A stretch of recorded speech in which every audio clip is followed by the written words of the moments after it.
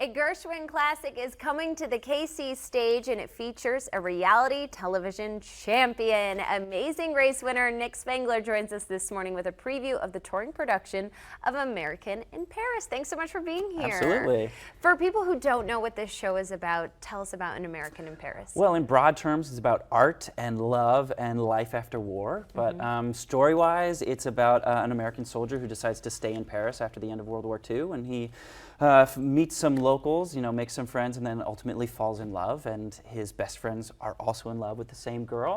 So it's a big tangled love story. But as I said, it deals with bigger themes about art and love and kind of doing what's right and duty and honor versus love and following your heart. What's your role in the production? I play Henri Borel, who is a French, a wealthy heir. Yes, I get to speak with a French accent in the show, and I get to sing with a French accent too. But I'm actually engaged to the young lady that everybody's in love with. Oh, lucky you. So we, I start out lucky, but then it turns out that even though she may love me, she might not be in love with me. Oh, that's the worst. So it's tough because by the end of the show, my character has to sort of make this gallant decision to, if you love something, set it free, that kind of thing.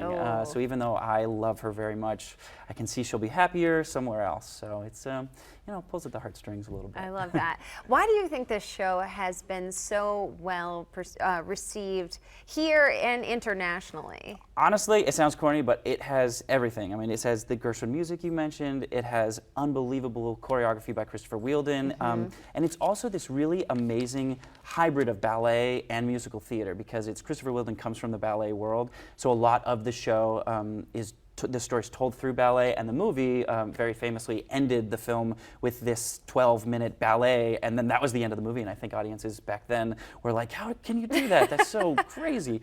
So we kind of do the same thing, but it's really this in-between thing, because there's great big musical theater numbers, and there's great long ballet sequences, so it's just gorgeous.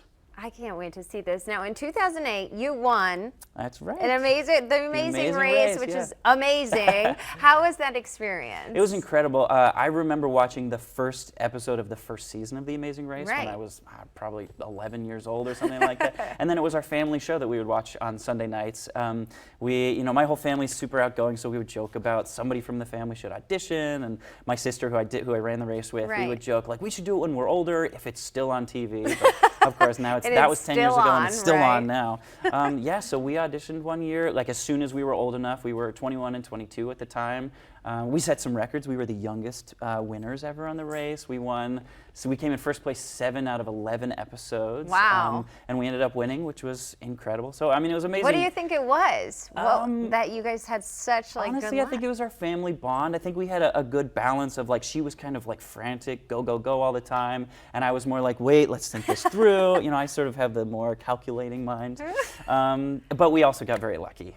We had some really lucky moments, and then took those and turned them into our own luck as well. What are some standout moments from the show for you? There's a lot. Obviously, crossing the finish line was unbelievable. At the end, the host of the show, Phil, always says, 23,000 miles, 8 continents, all the different stats and everything. So I was waiting to hear that, and we got to hear that. But in the first episode, we were in Brazil, and there was this challenge where we had to climb down this 200-foot cargo net on this outdoor elevator, and I remember we knew we were in first place when we got there, so we were running out on top of this thing.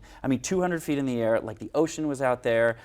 This helicopter was circling us to get aerial shots. Right. So I remember hearing the helicopter, and in my head, I could step out of myself for a second and sort of picture it on TV and hear the Amazing Race music and see the helicopter shots. So I was like, this is it. And it was the first episode, So we're on the Amazing Race and we're in first place and let's do it. So it was your family dreams coming true. I love it. Yeah. Nick, thanks so much for stopping by. Again, An American in Paris runs now through July 16th at Starlight Theatre. For ticket information, call 816-363-STAR or visit kcstarlight.com.